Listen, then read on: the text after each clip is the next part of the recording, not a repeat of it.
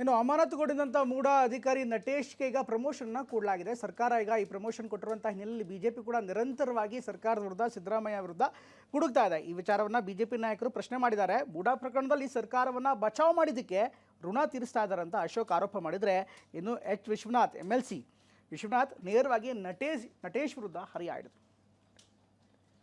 ಅಂದರೆ ಅವನು ಬಚಾವ್ ಮಾಡಿದಾನಲ್ಲ ಸರ್ಕಾರನ, ಅದಕ್ಕೆ ಅವರು ಋಣ ತೀರಿಸ್ತಾ ಇದ್ದಾರೆ. ಈ ಪೋಸ್ಟಿಂಗ್ಗೆ ಋಣ ತೀರಿಸುವಂಥ ಪೋಸ್ಟಿಂಗ್ ಇದು. ಯಾಕಂದರೆ ಅವನೇ ಮೇಯ್ನು. ಇಷ್ಟೊಂದು 3,000 ಕೋಟಿ ಹಗರಣ ಆಗಿದೆಯಲ್ಲ, ಸೂತ್ರಧಾರನೇ ಅವನು. ಸರ್ಕಾರಿ ಹಣವನ್ನು ಲೂಟಿ ಮಾಡಿ ಈಗಾಗಲೇ ಅವನ ಮೇಲೆ ಕೇಸ್ ಹಾಕಿದೆ, ಅರೆಸ್ಟ್ ಆಗಿದ್ದಾರೆ. ಇಷ್ಟೆಲ್ಲ ಇದ್ದರೂ ಕೂಡ ಅವನಿಗೆ ಪ್ರಮೋಷನ್ ಕೊಡ್ತಾರೆ ಅಂದರೆ ಸರ್ಕಾರ ಎಲ್ಲೋ ಒಂದು ಕಡೆ ಕಳ್ಳ ಪೊಲೀಸ್ ಆಟ ಆಡ್ತಾ ಇದ್ದಾರೆ. ಅದೇನು ಹೊಸದೇ ಅದು ವಿಚಾರ, ಆ ಜನರಿಗೆಲ್ಲ ಗೊತ್ತಿರೋ ವಿಚಾರ. ನಟೇಶು ಒನ್ ಆಫ್ ದಿ ಕರಪ್ಟ್. ನೋಡಿ, ಅವನ್ನೇನು ಮಾಡಲಿಲ್ಲ, ಅವನ್ನ ಅರೆಸ್ಟು ಮಾಡಲಿಲ್ಲವಲ್ರಿ ಈ ಸರ್ಕಾರ. ಅವನ್ನ ಅರೆಸ್ಟ್ ಮಾಡಿದ್ರೆ ಸಿದ್ದರಾಮಯ್ಯದಲ್ಲಿ ಈಚೆಗೆ ಬರುತ್ತೆ ಅಂತ ಅರೆಸ್ಟ್ ಆಗಲಿಲ್ಲ. ಅವನು ಮೈಸೂರೆಲ್ಲ ಹಾಳು ಮಾಡಿದಲ್ಲಪ್ಪ ಸಿದ್ದರಾಮಯ್ಯ.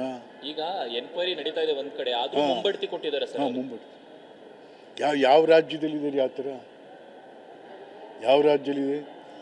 ಅವ್ನು ನಿನ್ನ ಕಳ್ಳ, ದುಡ್ಡು ಕದ್ದಿದ್ಯಾ, ಸೈಟ್ ಕದ್ದಿದ್ಯಾ, ಮೂಡ ಹಾಳು ಮಾಡಿದ್ಯಾ ಅಂತ ಎನ್ಕ್ವೈರಿ ನಡೀತಾ ಇದ್ರೆ ಅವನಿಗೆ ಪ್ರಮೋಷನ್